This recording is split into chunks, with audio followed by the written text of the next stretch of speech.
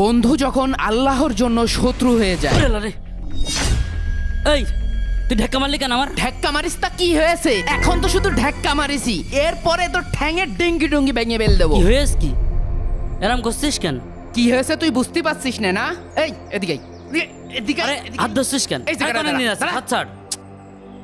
আরে বুঝলাম না তুই এরম টানা হেসা করছিস কি জন্য? টানা হাজরা কি করতে কছি তুই বুঝতে পারছিস না? না তোর সাথে আমি আর এই তামাকের ব্যবসা করব না, তুই আমার টাকা ফেরত দে। কি ব্যবসা করবি না মানে? ব্যবসা করব না মানে ব্যবসা করব না, আমার কথা সাপ সাপ, তুই আমার টাকা ফেরত দে।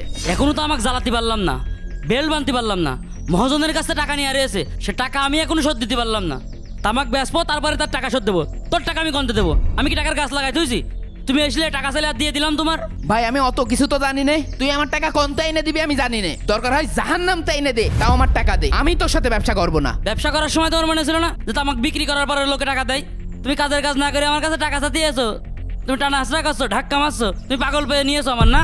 আজ 10 বছর ধরে তোর সাথে আমি তামাক চাষ করছি, আমার সাইডে ছেলেপেলে প্রতিবন্ধী হয়েছে, তাই এত টাকা দিয়ে আমি কি করব?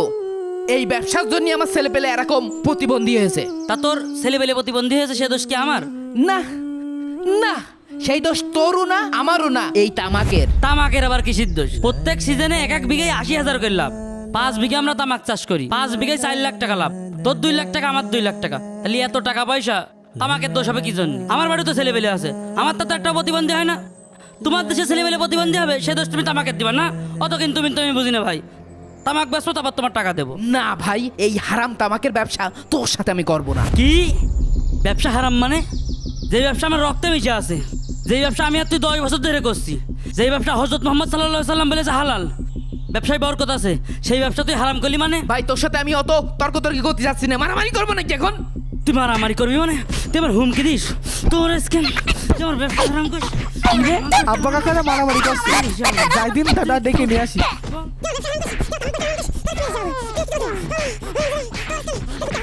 দাদা এই যে আসেন আসেন, এরা কই কই কাকারা কোনে করছে। মারামারি করছে? আসেন আসেন এদিকে। ওদের আবার কি হলো? এই এই মারামারি করছিস কেন?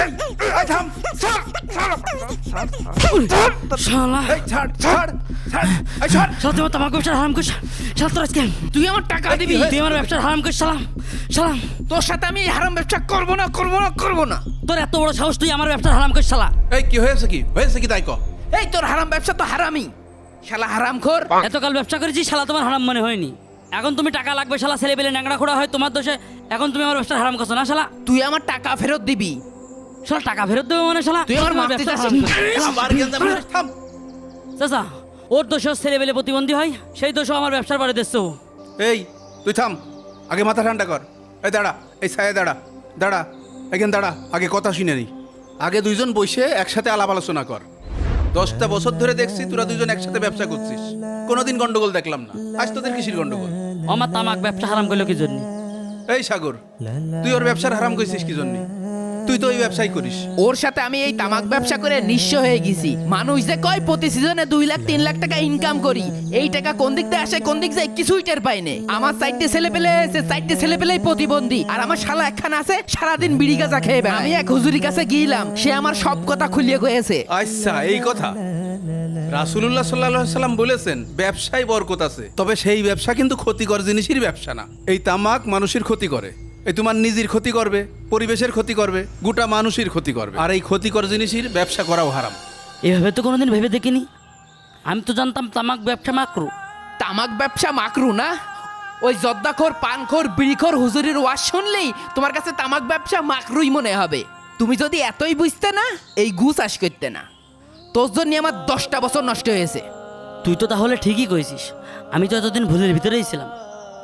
তুই আমার মাফ করে দে ভাই, আর এভাবে বলিস না। আজকের তো এই ব্যবসা বাদ দিয়ে দেবো, চল এই ব্যবসা আজকে তো আর করবো না। আমি নিজের ভুল বুঝতে পেরেছি বন্ধু।